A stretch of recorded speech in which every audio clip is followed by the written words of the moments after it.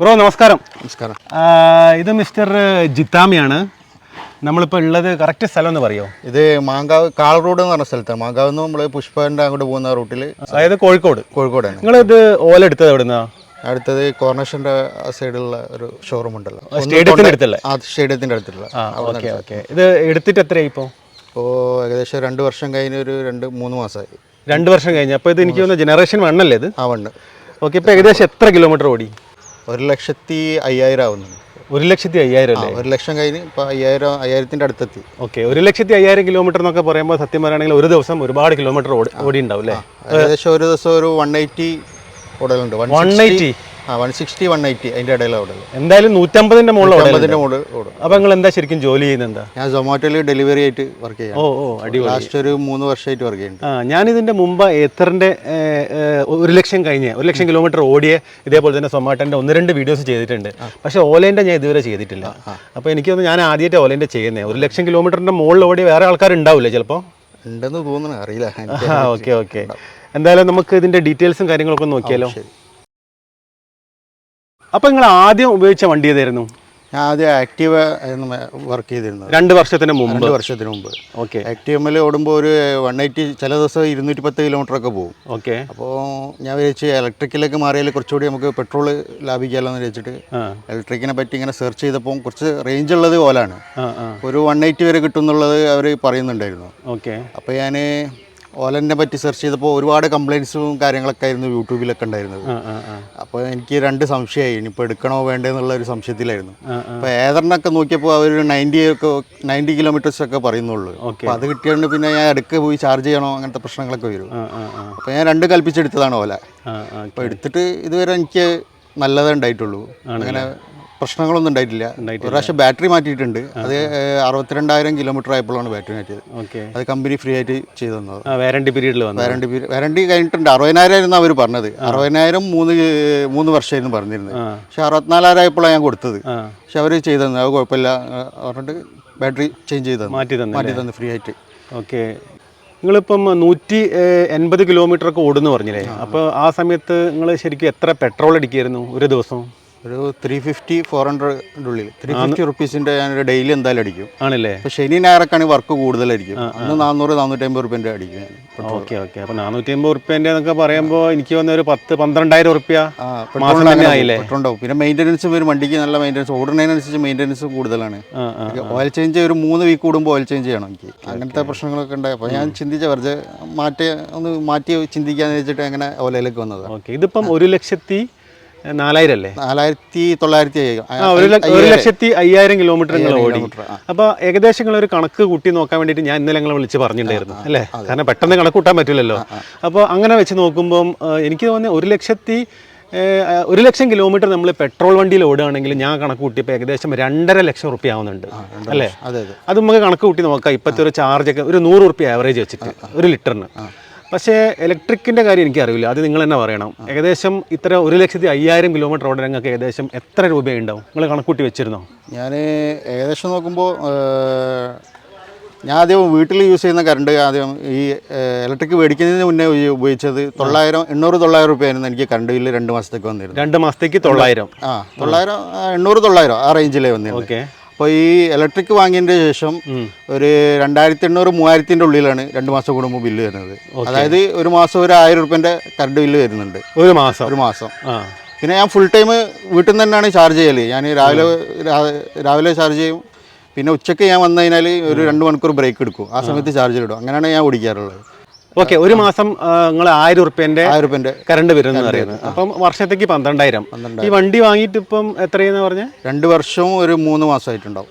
Okay. അതായത് 24, 25, 27 മാസമായി അല്ലേ? അപ്പോൾ ഒരു 27,000 റുപ്യൻ്റെ അടുത്ത് ഏകദേശം. പിന്നെ ഇടയ്ക്ക് ഞാൻ പുറത്തുനിന്ന് ഞാൻ ഫ്രീ ടൈം ഉണ്ടപ്പോൾ ഒരു 1/2 മണിക്കൂറൊക്കെ ഞാൻ KCBൻ്റെ കുത്തി ചാർജ് ചെയ്യലുണ്ട്. ഓക്കെ. എങ്ങനെ കൂട്ടിയാൽ നമുക്ക് ഒരു 50,000 കൂട്ടാം, കുറച്ച് കൂട്ടാം. 50,000 കൂട്ടിയാലും നമുക്കിപ്പം എത്ര പ്രോഫിറ്റായി? 50,000 കുട്ടികളും 2 ലക്ഷം റുപ്യൻ്റെ അടുത്ത് നമുക്ക് പ്രോഫിറ്റ്. പെട്രോളിന് 2.5 ലക്ഷം വരും. ഇതിന് 50,000 മാറ്റിയാലും 2 ലക്ഷം റുപ്യൻ്റെ പ്രോഫിറ്റ് ഇപ്പം തന്നെ ആയി. വണ്ടി വാങ്ങിയ പൈസൻ്റെ ഒക്കെ ഫുള്ള് റിട്ടേൺ വന്നു പോയി. അതെ. വണ്ടി ഞാൻ മേടിച്ചത് 1,49,000 ഞാൻ വണ്ടി മേടിച്ചത്. ഓക്കെ. പലരും പറയുന്നതൊക്കെ ബാറ്ററി മാറ്റുകയാണെങ്കിൽ നമുക്ക് ഇത് നഷ്ടമാണെന്നുള്ളത്. ഏത് നമ്മൾ ഓടിക്കഴിഞ്ഞിട്ട് ലാഭമില്ല എന്ന്. ഇതിപ്പോൾ നിങ്ങൾ ബാറ്ററി ഒന്ന് മാറ്റിയെന്ന് പറഞ്ഞില്ലേ, അത് നിങ്ങൾക്ക് ഏകദേശം ഒരു ഐഡിയ ഉണ്ടോ എത്ര രൂപയായിരുന്നു ഒന്ന് ആയത് ഒരു ബാറ്ററി മാറ്റാൻ? ഇല്ല, പൈസ ആയിട്ടില്ല. അല്ല, എന്നാലും ഏകദേശം അറിയോ, കോസ്റ്റ് അറിയോ ബാറ്ററീൻ്റെ?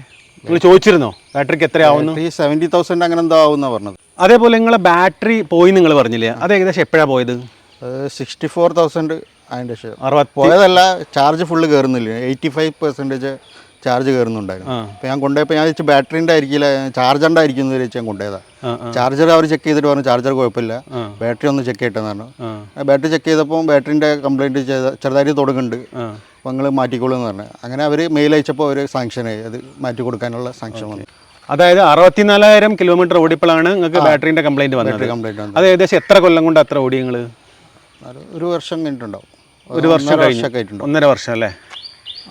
ഏകദേശം ഞാൻ ചോദിച്ചു എന്നേ ഉള്ളൂ, എപ്പോഴാണ് കംപ്ലയിൻറ്റ് വന്നതെന്ന് അറിയാൻ വേണ്ടിയിട്ട് ചോദിച്ചത്. വർഷം കഴിഞ്ഞിട്ടുണ്ടാവും. ഓക്കെ. അപ്പം ഈ ബാറ്ററിക്ക് നമ്മളിപ്പോൾ ഒരു പുതിയ ബാറ്ററി വാങ്ങി കഴിഞ്ഞ് കഴിഞ്ഞിട്ടുണ്ടെങ്കിൽ ആ ബാറ്ററിക്ക് എത്ര വാറണ്ടി കിട്ടുമെന്ന് അറിയോ? ഇത് പറ്റി നമ്മൾ മേടിക്കുകയാണെങ്കിൽ 3 വർഷം കിട്ടും. അതായത് എനിക്ക് തോന്നുന്നത് നമ്മളിപ്പം വാറണ്ടി പീരീഡ് കഴിഞ്ഞിട്ട് മേടിക്കുമ്പോൾ ഒരു പുതിയ ബാറ്ററി മേടിക്കുകയാണെങ്കിൽ 3 വർഷം കിട്ടും. ഇനിയിപ്പോൾ അതല്ല, വാറണ്ടി പീരീഡിന്റെ ഉള്ളിൽ വരികയാണെങ്കിൽ നമ്മൾ ആ ഫസ്റ്റ് മുതലുള്ള 3 വർഷം ഉണ്ടല്ലോ, ആ 3 വർഷം വരെ ആയിരിക്കും. അതായത് ഇപ്പോൾ 2 വർഷത്തിലാണ് ബാറ്ററി കേടാവുന്നത്. അപ്പം നമ്മൾ റീപ്ലേസ് ചെയ്തിട്ടുണ്ടെങ്കിൽ 1 വർഷം കൂടി പുതിയ ബാറ്ററി കിട്ടും. അതേപോലെ ഇതിന് എന്തൊക്കെ സർവീസ് ഞങ്ങൾ ചെയ്ത്? ഇതൊരു 92,000 ആയപ്പോൾ മോട്ടറിന് ചെറിയൊരു പ്രോബ്ലം ഉണ്ടായിരുന്നു. ഓക്കെ. അപ്പോൾ ഞാനത് കമ്പനിയിൽ അപ്പോൾ വാറണ്ടി ഒന്നും ഇല്ലല്ലോ, അപ്പോൾ ഞാൻ പുറത്ത് നമ്മളൊരു ഫ്രണ്ട് റിഫാദ് പറഞ്ഞ ഒരു ഫ്രണ്ട് ചെയ്യുന്നുണ്ടായിരുന്നു. മെഡിക്കൽ കോളേജ് കഴിഞ്ഞിട്ട് ഒരു വെള്ളിപ്പറമ്പ് വന്ന വഴിക്ക് 6 മൈൽ ചെയ്യുന്നുണ്ട്. ഓലൻ്റെ സെപ്പറേറ്റ് ആയിട്ട് സ്വന്തമായിട്ട് ചെയ്യുന്നതാണ്. അപ്പോൾ അവൻ്റെ അടുത്ത് കൊണ്ടുപോയപ്പോൾ ആ മോട്ടർ റിവൈൻഡ് ചെയ്ത് തന്നു. റിവൈൻഡ് ഫാൻ്റൊക്കെ ചെയ്യുന്ന മാതിരി റിവൈൻഡ് ഉണ്ടല്ലോ, അതും പിന്നെ ഈ ഷോക്ക് അബ്സറിൻ്റെ ചെറിയൊരു ലീക്ക് ഉണ്ടായിരുന്നു ഇവിടെ, അതും ക്ലിയർ ചെയ്തു. ചെറിയ പൈസ ആയിട്ടുള്ളൂ പുറത്തുനിന്ന്. ആദ്യം എനിക്ക് ഫസ്റ്റായിട്ട് വരുന്ന പൈസ ചിലവാകുന്നത് അപ്പോഴാണ് 92,000 കിലോമീറ്റർ ആയപ്പോഴാണ് ഫസ്റ്റ് എനിക്ക് പൈസ ചിലവാകുന്നത്. നിങ്ങളിപ്പോൾ പറഞ്ഞ കാര്യം ഞാൻ വീഡിയോയിൽ ഇടുന്നതിന് എന്തെങ്കിലും പ്രശ്നമുണ്ടോ? ഒരു പ്രശ്നമില്ല. കാരണം പുറമേ നിന്ന് നമ്മൾ പണിയെടുത്ത് കഴിഞ്ഞിട്ടുണ്ടെങ്കിൽ വാറണ്ടി കട്ടാവോ? വാറണ്ടി കട്ടാവും. ഇനി വാറണ്ടി കിട്ടാനില്ല ഇതിൽ, കഴിഞ്ഞല്ല എൻ്റെ വാറണ്ടി പീരീഡ് ഒക്കെ. ഞങ്ങളോട് ചോദിച്ചിട്ടാണ് വീഡിയോയിൽ ഇടുന്നത്, ഇടട്ടെ. വാറണ്ടി പീരീഡ് കഴിഞ്ഞതാണ്. അതേപോലെ ഇപ്പം 2.5 വർഷം കൊണ്ട് നിങ്ങൾ ഏകദേശം 2.5 വർഷം ആയിട്ടില്ല, 2 വർഷം 3 മാസം 2 വർഷം 3 മാസം നിങ്ങൾ 1,05,000 കിലോമീറ്റർ ഓടിപ്പം നിങ്ങൾക്ക് ടോട്ടൽ വന്ന വേറെ എക്സ്പെൻസ് എന്തൊക്കെയാണ്? തീരുമാനം കാര്യങ്ങളായിട്ട്, അതായത് ഇപ്പോൾ ടയർ മാറ്റിയിട്ടുണ്ടാവും, നിങ്ങൾ ബ്രേക്ക് പാഡ് മാറ്റിയിട്ടുണ്ടാവും, പിന്നെ വേറെ എന്തോ നിങ്ങൾ നേരത്തെ ഞാൻ ചോദിച്ചപ്പോൾ പറഞ്ഞിട്ടുണ്ടായിരുന്നല്ലേ, മോട്ടറിൻ്റെ എന്തോ പ്രശ്നം, പിന്നെ ഷോക്ക് അബ്സോർബർ ലീക്ക്, ഇതെല്ലാം കൂടി വേറെ എന്തെങ്കിലും ഉണ്ടോ? ഇല്ലല്ലോ, അത് മാത്രമല്ലേ ഉള്ളൂ. അതെല്ലാം കൂടി ഏകദേശം എത്ര എക്സ്പെൻസ് ആയി ഉണ്ടാവും അറിയാൻ വേണ്ടിയിട്ടാണ്. ഇത് ബ്രേക്ക് പാഡിൻ്റെ 2 പ്രാവശ്യം ഞാൻ ഓല കെയർ പ്ലസ് എടുത്തായിരുന്നു. ഒരു പ്രാവശ്യത്തിന് 3,500 ആണ്. ഒരു വർഷം മുഴുവനായിട്ട് അവർ ബ്രേക്ക് പാഡും പിന്നെ ബെൽറ്റ് എന്ത് കംപ്ലൈൻറ്റ് ഉണ്ടെങ്കിലൊക്കെ മാറ്റി തരുമായിരുന്നു.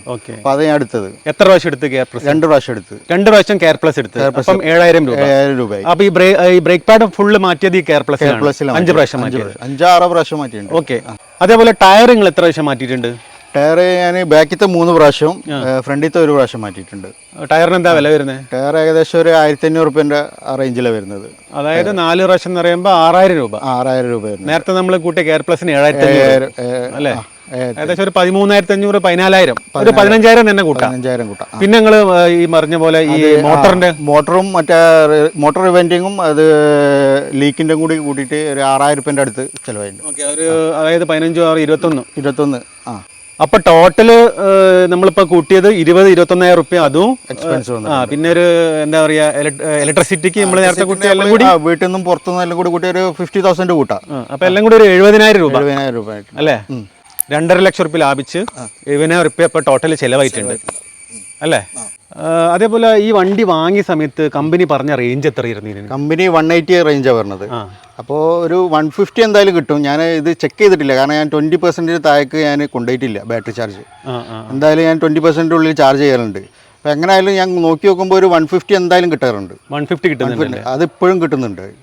അതിൽ ഡ്രോപ്പ് ആവുക അങ്ങനത്തെ യാതൊന്നും വന്നിട്ടില്ല. അതേപോലെ മോട്ടർ അല്ല ഈ പവർ പെർഫോമൻസിലൊക്കെ എന്തെങ്കിലും മാറ്റം വന്നിട്ടുണ്ട്? ഇപ്പോഴും വളരെ സ്മൂത്ത് ആയി. നിങ്ങൾ ബാക്കിൽ ഇരുന്ന് ഓടിയില്ലേ, നല്ല സ്മൂത്ത് ആയിട്ട് എപ്പോഴും പോയി. വണ്ടി സ്മൂത്ത് ആണ്, അതിൽ കുഴപ്പമൊന്നുമില്ല. പെർഫോമൻസിൽ ഒരു പ്രശ്നം വന്നിട്ടില്ല ഇതുവരെ. ഇല്ലല്ലേ? ഓക്കെ. അപ്പോൾ നിങ്ങൾ ശരിക്കും പറയുകയാണെങ്കിൽ വണ്ടീൻ്റെ കാര്യത്തിൽ ഹാപ്പിയാണോ? ഞാൻ ഡബിൾ ഹാപ്പിയാണ് ഈ വണ്ടീൻ്റെ കാര്യത്തിൽ. ആണോ? എനിക്ക് ഇതുകൊണ്ട് ഒരു ബുദ്ധിമുട്ടുണ്ടായിട്ടില്ല, എവിടെ നിന്ന് പോവുക അങ്ങനത്തെ യാതൊരു ബുദ്ധിമുട്ട്. ഞാൻ വണ്ടീനെ അതേപോലെ കൊണ്ടെടുക്കണം, കണ്ടില്ല ഇത്ര വൃത്തി.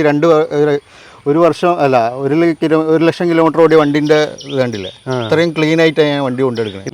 അതുപോലെ ഗട്ടർ റോഡിൽ അങ്ങനെ ചറവറ ഓട്ടമൊന്നുമില്ല, നോർമലായിട്ട് കൊണ്ടുപോവുക. വണ്ടിനെ നമ്മൾ സ്നേഹിച്ചാൽ നമ്മളെ വണ്ടി സ്നേഹിക്കും, അത്രേ ഉള്ളൂ നമുക്ക്. ഇതിന്റെ ഈ ഒരു ഇതില്ലേ പ്ലാസ്റ്റിക്, മറ്റേ മാറ്റിന്റെ അടിയിലുള്ള പ്ലാസ്റ്റിക്, അത് ക്വാളിറ്റി വളരെ കുറവാണ്, പെട്ടെന്ന് പൊട്ടിപ്പോകും എന്നൊക്കെ പറയുന്നതൊക്കെ. ഇതിപ്പോൾ ഇത്രയും കാലം നിങ്ങൾ ഓടിയതിനെ കൊണ്ട് അതിന് എന്തെങ്കിലും പ്രശ്നമുണ്ടോ? ഒന്ന് കാണിക്കാൻ പറ്റുമോ? ഇതിന്റെ മാറ്റിന്റെ അടിഭാഗം ഈ പ്ലാസ്റ്റിക് ഇല്ല, അങ്ങനെയുള്ള പ്രശ്നങ്ങളൊന്നും ഇല്ലല്ലേ? ചെറിയ ചെറിയ പ്രശ്നങ്ങൾ മാത്രമുണ്ട് അല്ലേ? പുറത്തെ സൈഡ്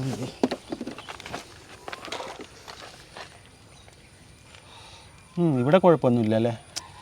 അപ്പോൾ 2.5 കൊല്ലം ഓടിയിട്ടും 1,00,000 കിലോമീറ്റർ കഴിഞ്ഞിട്ടും വണ്ടി ഓക്കെയാണ് കേട്ടോ. ഈ ഒച്ചയും വിളിയൊന്നും ഇല്ലല്ലോ അല്ലേ? അങ്ങനത്തെ. പക്ഷെ കുറേ പേര് എൻ്റെ അടുത്ത് പറഞ്ഞിട്ടുണ്ടായിരുന്നു, കുറേ ഓടിക്കഴിഞ്ഞാൽ വണ്ടീൻ്റെ ക്ലിപ്പിങ്സ് പോയിട്ട് ഭയങ്കര സൗണ്ട് ഉണ്ടാവും എന്നൊക്കെ. ഇല്ലല്ലേ, പ്രശ്നങ്ങളൊന്നും വന്നിട്ടില്ല. ഇതിൻ്റെ ക്ലിപ്പ് എടുക്ക് വിട്ടു പോകാറുണ്ട്, അതവിടെ കൊണ്ടുപോയി അവർ ചിട്ട്. ഇതിൻ്റെ ക്ലിപ്പ് ഇവിടെ ഒന്നും ഒരു പ്രശ്നവുമില്ല. എല്ലാവരും പറഞ്ഞു ഇവിടെ നിന്നൊക്കെ സൗണ്ട് വരുന്നു. ഇത് വിട്ടു പോകാറുണ്ടോ ഈ ഭാഗം? ഇല്ല, ഇതുവരെ വിട്ടിട്ടില്ല. ഇല്ലല്ലേ. ഇതിപ്പോൾ നിങ്ങൾ സൊമാറ്റോ ഓടുന്നതിനെ കൊണ്ട് ഓല ഉപയോഗിക്കുന്ന കുറേ ആൾക്കാരെ പരിചയം ഉണ്ടാവില്ലേ? ശരിക്കും ഓലയിൽ ശരിക്കും ഏത് വണ്ടിയിലാണ് കൂടുതൽ സൊമാറ്റോ ഓടുന്നത്? സൊമാറ്റോ എനിക്ക് തോന്നുന്ന ഓലയിലാണ് കൂടുതൽ ഓടുന്നത്. ആണല്ലേ? ഞാൻ കുറേ കണ്ടത് എൻ്റെ അതേ റേഞ്ചിൽ എടുത്ത ആൾക്കാരൊക്കെ ഉണ്ട്. ഞാൻ എടുത്തിട്ട് ഒരു 6 മാസം കഴിഞ്ഞിട്ടും 8 മാസം കഴിഞ്ഞിട്ട് ആ ടൈമിൽ എടുത്ത വണ്ടിയൊക്കെ നല്ല കണ്ടീഷനുള്ള വണ്ടിയാണ്, കുഴപ്പമൊന്നുമില്ല, അവർ ഓടിക്കുന്നുണ്ട്. പിന്നെ പുതിയതിനെ പറ്റി എനിക്ക് അറിയില്ല. ജനറേഷൻ 3 ആരെങ്കിലും ഉണ്ടോ എടുത്തത്? ഓടിക്കുന്നുണ്ട്, പക്ഷെ ഞാൻ ചോദിച്ചപ്പോൾ അവർക്ക് പറയാനുള്ള ഒരു ടൈം ആയിട്ടില്ല എന്ന് പറഞ്ഞത്. ഇറങ്ങിയിട്ടേ ഉള്ളൂ. പക്ഷെ എൻ്റെ ആ ടൈമിൽ എടുത്തവരൊക്കെ നല്ല ഡീസൻ്റ് ആയിട്ട് ഓടിക്കുന്നുണ്ട്. ഇത് മറ്റേ സസ്പെൻഷൻ മുമ്പിൽ ആ ഒരു പ്രശ്നമുള്ള വണ്ടിയായിരുന്നില്ല, നിങ്ങൾ മാറ്റിനോ അത്? ഇല്ല, മാറ്റിയില്ല. ഞാൻ മേടിക്കുമ്പോൾ ഇത് ഇങ്ങനെ തന്നെ ആയിരുന്നു. അതല്ല, ഇവിടെ പുതിയ സസ്പെൻഷനാണ് അത്. ഇവിടെ എങ്ങനെ ഒരു കട്ടിങ് കണ്ടാ? ഇത് സ്ട്രെങ്ത് കൂട്ടാൻ വേണ്ടിയിട്ട് അവർ വെച്ച പുതിയ സസ്പെൻഷനാണ്. ഇതില്ലായിരുന്നു പണ്ട്. അപ്പോൾ ഇതിന്റെ മുമ്പത്തെ ഒക്കെ ഇത് ഒടിഞ്ഞു പോകാറുണ്ടായിരുന്നു. അപ്പോൾ ഇതിപ്പോൾ സ്ട്രോങ് ആയിട്ടുണ്ട്, ഇതിനാ പ്രശ്നമില്ല. ഞാൻ ചോദിക്കാൻ മറന്നുപോയി, ഇതെന്താ സംഭവം? ഇത് മറ്റേ സോളാറിന്റെ കാറിലൊക്കെ വെക്കുന്ന ഒരു സാധനം ഉണ്ടല്ലോ, ഇങ്ങനെ കറങ്ങുന്നത്. അത് ഞാൻ വെച്ച ഇപ്പോൾ മഴയപ്പോൾ അയച്ചു വെച്ചതാണ്. അടിപൊളിയാണല്ലോ. നിങ്ങൾ മനസ്സിന് റിലാക്സ് ഉണ്ടോ ഇങ്ങനെ പോകുമ്പോൾ ഇങ്ങനെ കറങ്ങി കളിക്കുമ്പോൾ അല്ലേ? ഇതിപ്പം 1,00,000 കിലോമീറ്റർ കഴിഞ്ഞില്ലേ, നിങ്ങൾക്ക് മാറ്റാനുള്ള വല്ല പരിപാടി ഉണ്ടോ? വിൽക്കാനുള്ള പരിപാടി ഉണ്ടോ? എന്നിട്ട് പുതിയ വണ്ടി വാങ്ങാനുള്ള പരിപാടി ഉണ്ടോ? ഇപ്പോൾ ഈ കണ്ടീഷനിൽ ഇപ്പോൾ എനിക്ക് വണ്ടി കൊടുക്കേണ്ടത് തന്നെയാണ്, യൂസ് ചെയ്യാനുള്ളത് തന്നെ. ഇനി ഭാവിയിൽ എപ്പോഴെങ്കിലും എക്സ്ചേഞ്ച് ഓലനായിട്ട് എക്സ്ചേഞ്ച് ഉണ്ടെങ്കിൽ ഓലൻ്റെ തന്നെ റേഞ്ച് കൂടി ഇപ്പോൾ ഒരുപാട് ഇൻട്രൊഡ്യൂസ് ചെയ്യുന്നുണ്ടല്ലോ, 300ന്റെ മുകളിൽ 400 ഒക്കെ ഉള്ളത്. അങ്ങനെ ഏതെങ്കിലും എക്സ്ചേഞ്ച് ഓഫർ കിട്ടുകയാണെങ്കിൽ ചെയ്യും. അല്ല ഈ വണ്ടി ഞാൻ ആർക്കും കൊടുക്കാനോ അതൊന്നും ഉദ്ദേശിച്ചില്ല. ഇപ്പം നിങ്ങൾ ഓടുമ്പം ഒരു പ്രാവശ്യം ചാർജ് ചെയ്താൽ മതി. ഇപ്പം ഞാൻ രാവിലെ 8 മണിക്ക് ഡ്യൂട്ടി കയറും, പിന്നെ 3 മണിക്ക് ഓഫ് ചെയ്യുക. 3 മണിക്ക് വീട്ടിൽ നിന്ന് 3 to 5 ടൈമിൽ ഞാൻ ചാർജ് ചെയ്യും. പിന്നെ 5 മണിക്ക് പോയിട്ട് രാത്രി 10 മണി വരെ. അങ്ങനെ ഒരു 180-160 കിലോമീറ്റർ.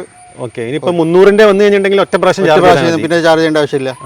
അല്ല ഇതും റേഞ്ച് ഉണ്ടാവും എനിക്ക്. ഞാൻ പിന്നെ ദൂരത്തേക്കൊക്കെ പെട്ട നമുക്ക് ലോങ് ഓർഡർ ഒക്കെ കിട്ടി കഴിഞ്ഞാൽ പ്രശ്നമാവേണ്ട വെച്ചിട്ട് ഞാൻ വെക്കുന്നതാണ്. ഇതിപ്പോൾ ഒരു ചാർജിൽ വേണമെങ്കിൽ പോവാ, പ്രശ്നമില്ല. പക്ഷേ പെട്ടെന്ന് നമുക്ക് രാത്രിയൊക്കെ അങ്ങോട്ട് ലോങ് ഒക്കെ കിട്ടിക്കഴിഞ്ഞാൽ ബുദ്ധിമുട്ടാവും. അതുകൊണ്ട് ഞാൻ പിന്നെ ഉച്ചക്ക് വന്ന് കുറച്ച് റെസ്റ്റ് എടുക്കാന്നുള്ള ലെവലിൽ ആ ചാർജ് ചെയ്യും. ആയിക്കോട്ടെ. എന്തായാലും നിങ്ങളെ വിലപ്പെട്ട സമയം തന്നതിൽ ഒരുപാട് സന്തോഷം. Okay, thanks. എന്നാൽ ശരി, കാണാം.